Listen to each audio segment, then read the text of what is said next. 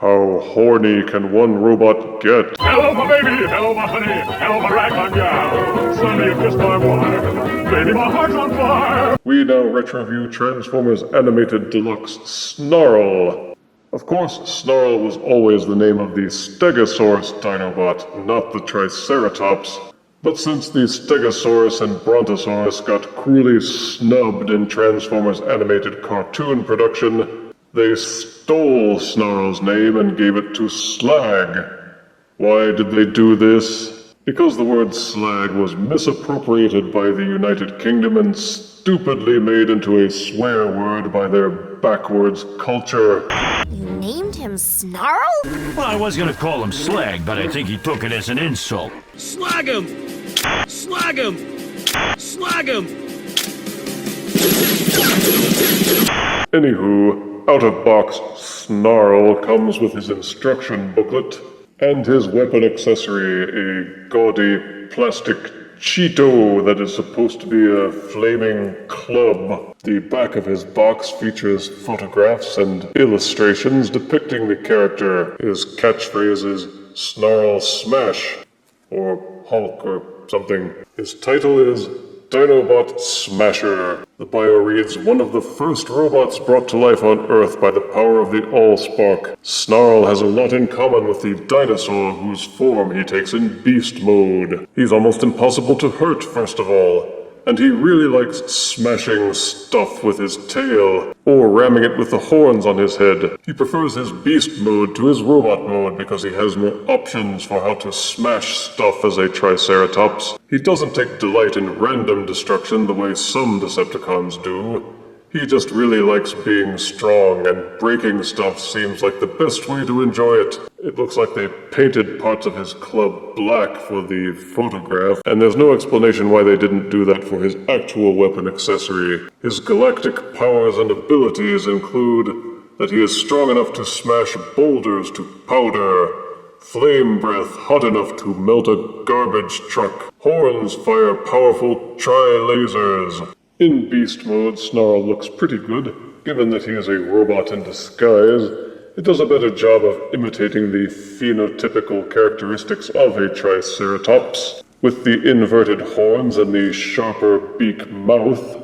The colors are the traditional Dinobot array of gray and red with some gold highlights, although Snarl's gray seems a bit darker than Swoop's or Grimlock's. All of the paint is very cleanly applied, and he holds together well with no loose floppy bits. The Autobot symbol on the front of the head was done very, very faintly. You can barely see it. There doesn't seem to be any way to store the Cheeto in beast mode. Boo! There isn't much by way of visible gappage, and he is comparable in size to Generation 1 Snarl, though not nearly as heavy since he has no metal parts. The hind legs will rotate backwards and actually rotate 360 degrees, except that they will bump into the forelegs. The rear joint of the hind leg will also tilt forwards about 28 degrees. Unfortunately, the forelegs will not rotate forwards or backwards, although the mid-joint will allow you to rotate the leg backwards about 10 degrees. Not much, but it's better than nothing. The frill portions will rotate backwards slightly, although this will reveal gaps at the side of the head. The horns will rotate up and down. The lower beak will close shut, and the upper beak will also rotate forwards and backwards. So you can get more posability out of Transformers Animated Snarl, more so than with Generation 1's Slag. But with the immobile forelegs, it's still not all that great. Snarl's transformation is a bit fiddly, but yields some decent results. The head is on this swiveling hinge, tilted upwards and forwards. Tilt this section that was his neck forwards slightly. This section at the base of the neck has a swiveling accordion hinge, which tilts outwards and forwards. Close the beak and fold down the horns. With all of this out of the way, you can fold out the forelegs until they are spread wide. Underneath there's a dual set of hinges. Fold those down, and these will become the robot thighs. The rear of the dinosaur body is two halves which are tabbed together. Untab them and pull them outwards. On the inside of the body are more accordion hinges that will allow this to happen. This will give you enough clearance to rotate the pelvis downwards, then rotate the legs so that they are again facing forwards. Take which was the back of the Triceratops body, and fold it down to cover that ugly gap. No, you're not done with the Triceratops head. Now that this body section is downwards, take the accordion hinge and fold it upwards, until the dinosaur head frill is lined up and aligned with that body part. There's a small groove on the inside of this section. Then take this tab between the legs and push it into the groove. Take the entire rear tail section and rotate it 180 degrees. Then split the tail apart and fold it outwards to become his wingedings. These sections at the upper body have little tabs, and there are holes on the inside here.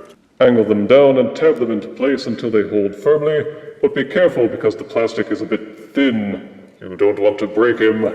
Just kind of rotate the dinosaur rear legs downwards. At the back of the hind legs, you can fold out the robot fists. Unfold them so that the fingers and thumbs are revealed. At the back of the robot legs are a pair of fold-out heel spurs. Extend those. Rotate these panels at the base of the legs upwards until they are lying flush against the thigh. Finish folding out the robot wings. Fold up the dinosaur horns. And this is Snarl in his robot mode. Like with Swoop, the robot mode bears little resemblance to his Generation 1 incarnation. This version looks squat and thick-set, in keeping with his casting as a smasher. The colors are maintained. He has lots of sculpted detail, like these circuitry ridges on the frill, and he has excellent contours, making him look beefy. At the back of each of these panels on the shoulder are these little buttons, which you may push to have pop-out flames. The figure, like Oil Slick, also boasts an attack mode. Basically, you rotate up the dinosaur head parts until they're facing forward to attack. Yeah, I know it's not too good, is it? Snarl is able to wield the flaming Cheeto through use of this slot in the base of his palm and this groove at the base of the club. Push the two together until they hold in place, then clamp the fingers together, and he can let everybody know that it's not easy being cheesy. For articulation, Dinobot Snarl has a 360-degree rotating head that also features some light piping which hardly works at all. The shoulders will rotate 360 degrees. You may also rotate out the shoulders slightly for splaying. The hinges will allow a slight elbow rotation. The hands will fold forwards and backwards, and also the fingers will splay in and out. There is no waist rotation owing to the way these struts and hinges pin together. The legs will rotate forwards and backwards fully. They will also splay in and outwards on a separate hinge. Unfortunately, the back hands don't tab together, so they just kind of flop loose unless you are very careful with them. There are these little tabs and grooves on the inside, but they just don't hold together. There is a slight knee bend, and another slight bend in mid-shin. So with patience and care, you can get some decent posing out of Dinobot Snarl, but it's a tricky thing. He overbalances a lot, and no matter what pose you put him in, he's going to look a little bit stiff. For size comparison, here is Transformers Animated Deluxe Snarl next to Iron Dinobots Sever. Here is Transformers Deluxe Snarl next to Power of the Primes Volcanicus Combiner. And here is Transformers Animated Deluxe Snarl next to a hardcover copy of Michael Crichton's The Lost World. Transformers Animated Snarl was good filler material for the toy line. He didn't do much on the show, but beyond the core characters, no one really did. Positives for the figure are some nice rich colors, albeit a bit dark, Interesting personality portrayed in robot mode. He changes enough that it feels like a real transformation, unlike Swoop. He has that snap-out flame gimmick on his arm flaps. His Dino mode looks pretty neat and feels quite solid, if not very heavy. Negatives are limited articulation in Beast mode.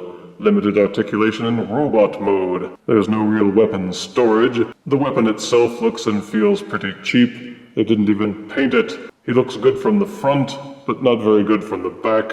The way the underbelly flap transforms feels kind of hollow. It doesn't peg in very securely.